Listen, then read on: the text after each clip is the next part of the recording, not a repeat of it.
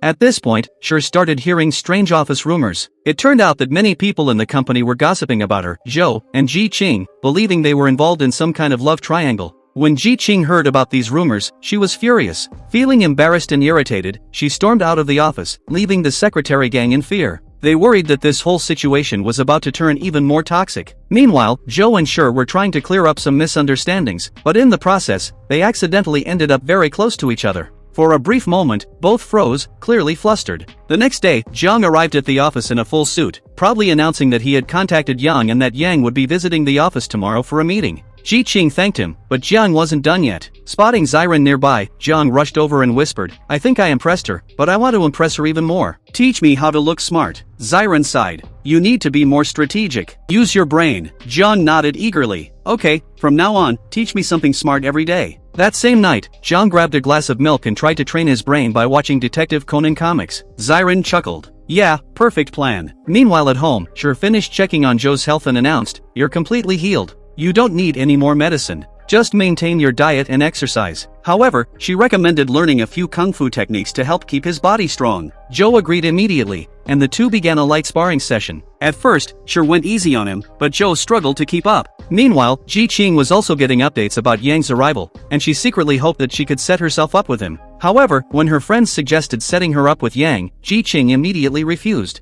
"I don't need any matchmaking." Instead, she decided to spend time with Yang first and see if he was worthy of her attention. At the same time, Sure realized she didn't know much about Yang, so she began asking around about him. Just as she was gathering information, Ji Qing suddenly walked in. Yang called Sure over, asking if she was also interested in swimming, as everyone already knew about him. A little later, Yang arrived at the office, and the meeting began. However, Yang was hesitant about signing the endorsement deal. He wanted to focus on his swimming, and he had personal reasons for not wanting to do it. Still, after some convincing, Sure managed to persuade him. Yang and Sure signed the contract. That evening, Jiang visited Zhou's house, where Sure couldn't stop praising Yang, his looks, his personality, his thinking, his ideology. She kept going on and on. Listening to all this, Zhou started feeling jealous but didn't say anything. The next day, the endorsement shoot began at the swimming pool. During the preparations, Sure accidentally slipped and fell into the water. Without thinking, Zhou immediately jumped into the pool to save her, even though he didn't know how to swim. He was clearly worried about Sure, and she noticed it too. Afterwards, Ziruan suspiciously asked Zhou, "Do you like Sure? You can't even swim, yet you jumped in without hesitation."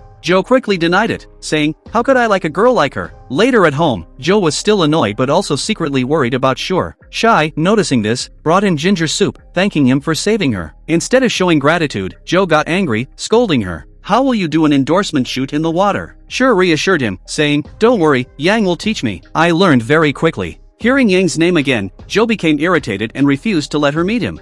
Sure replied, "Your grandfather and you have already done so much for me. I don't need any more favors. Besides, if I break the contract, it could cause trouble with Ji Qing. I'll learn to swim quickly." She then went to call Yang. Meanwhile, it was revealed that the real reason Yang had refused the endorsement initially it was because of a dislocated bone in his arm. That was also why he had retired so young. The next morning, Sure was getting ready when Zhou asked her where she was going. Sherry replied, "I'm going for some warm-up exercises before learning to swim." Hearing this, Zhou suddenly insisted on going with her. He hurried off to change into his workout clothes, showing up in a ridiculous jogging suit. Even Ziren couldn't hold back his laughter. Still, Zhou dragged Ziren along, determined to keep an eye on Sure. Unfortunately, Zhou was confused. She was completely exhausted by the time they finished running, struggling to keep up. Back at the office, Ji Qing scolded Zhou for recklessly jumping into the pool, especially when he didn't know how to swim. She asked him directly, "If it had been me instead of Sure, would you have jumped in to save me?" Zhou calmly replied, "There were professional swimmers around, so nothing would have happened to you." Hearing this, Ji Qing stormed off angrily. Later in his office, Zhou called Sure over and scolded her again, saying, "You don't even know how to swim, yet you signed the contract." Sure reassured him, saying, "I already spoke to Yang. He will teach me, and I'll learn quickly." Ji Qing, overhearing this, came up with a plan to get rid of Sure. She pretended to support Sure and encouraged her to start swimming lessons with Yang immediately. Ji Qing even approved a leave of absence for Sure, so she could focus on learning. When Zhou found out about this, he was furious. He immediately drove to the swimming club.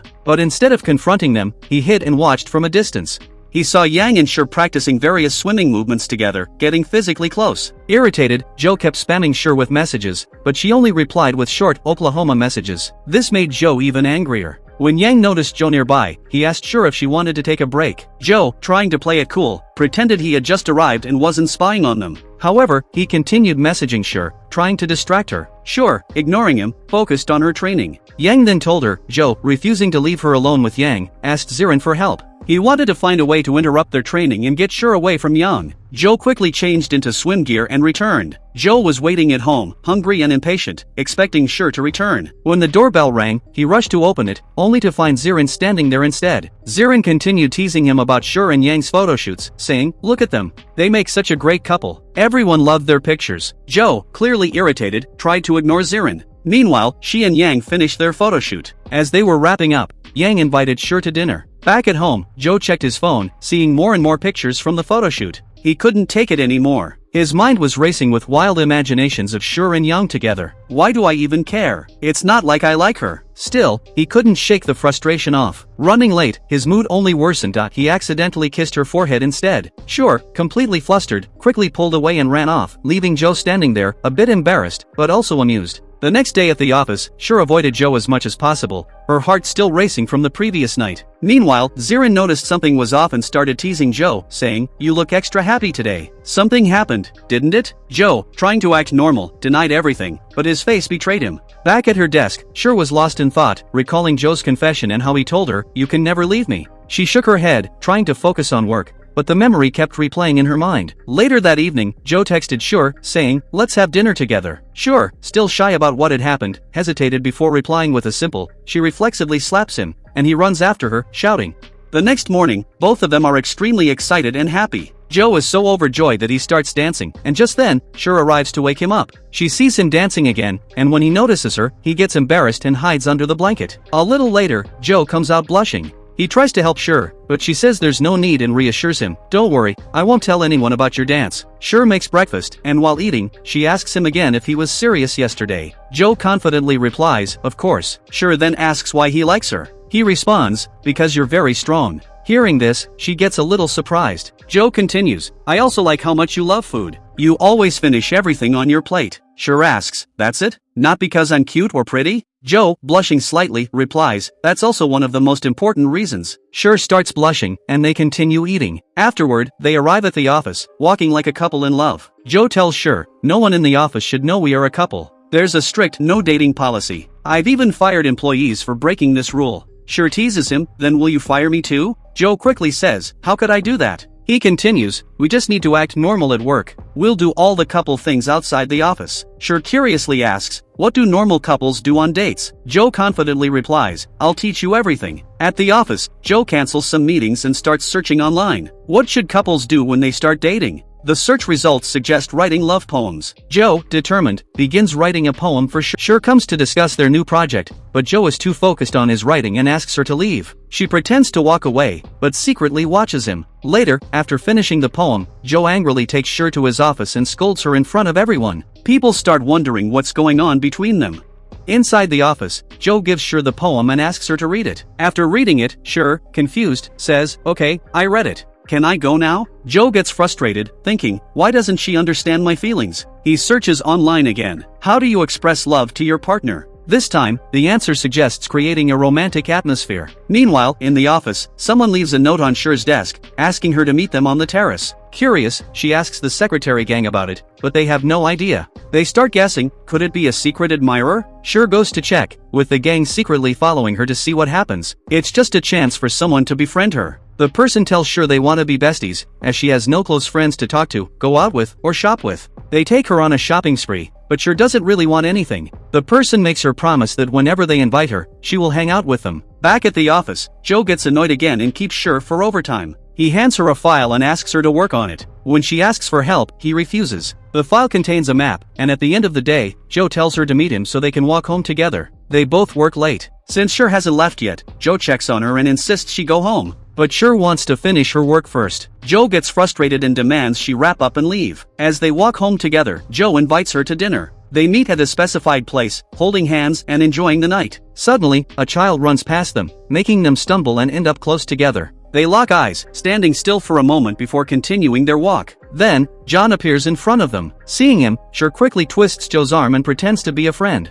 He pretends to be giving him an exercise routine. John, suspicious, asks, what are you two doing out so late? I was just making Joe do some exercises. John raises an eyebrow. Really?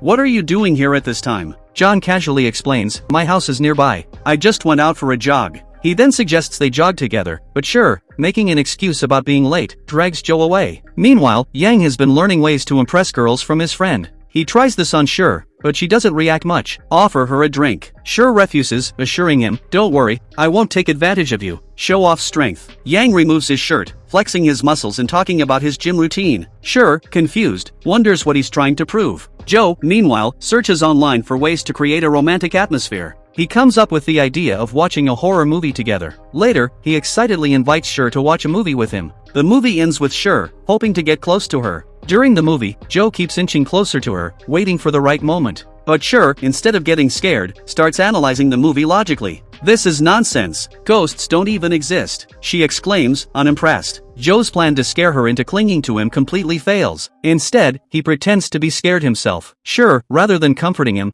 starts giving him a logical explanation of why ghosts aren't real. Frustrated, Joe makes an excuse and says, "Let's go to the bedroom," hoping to create a romantic moment. She goes to sleep, marking the start of the next day at the office. In the office, Shashan effortlessly seals the deal with her charm, impressing everyone. She tells Sure that girls who show weakness are often more popular among men. To demonstrate, she struggles to open a bottle cap, pretending she lacks strength. Joe, watching, comments, "You can lift 2 heavy buckets with both hands. How is it that you suddenly can't open a bottle? Do you have a fever or something?" Annoyed by his questions, she storms off. Meanwhile, Sure notices Shashan flirting with Kochi, making Ji to blush and quickly leave the scene.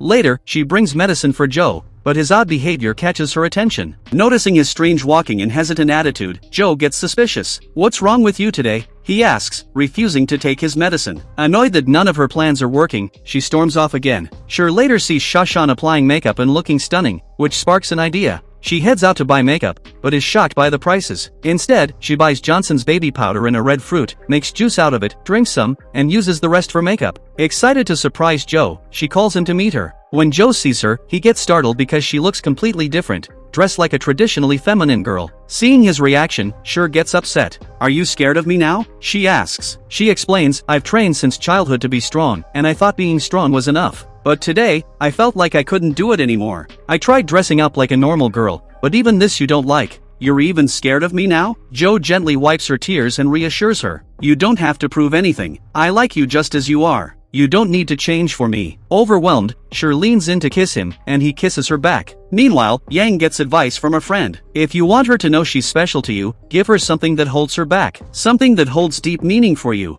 Following the advice, Yang gifts Sure his first ever swimming suit, the one he wore when he won his first swimming competition as a child. Sure, seeing the gift, becomes emotional and leaves without saying much. Later, as Joe and Sure return home, they walk hand in hand, neither willing to let go. Before entering the room, Joe casually asks, "Do you want to sleep in my room?" Sure, shocked, pushes him back and, blushing, rushes into her own room. The next day, a conversation about a contract arises. Washington arrives, causing a stir, and suddenly, Sure is invited to a party. Joe approaches her after work and suggests they go home together. Sure tells him about the party, but it turns out that Shashan didn't invite Joe. Suspicious, Sure tries to guess why, making Joe slightly embarrassed as he leaves.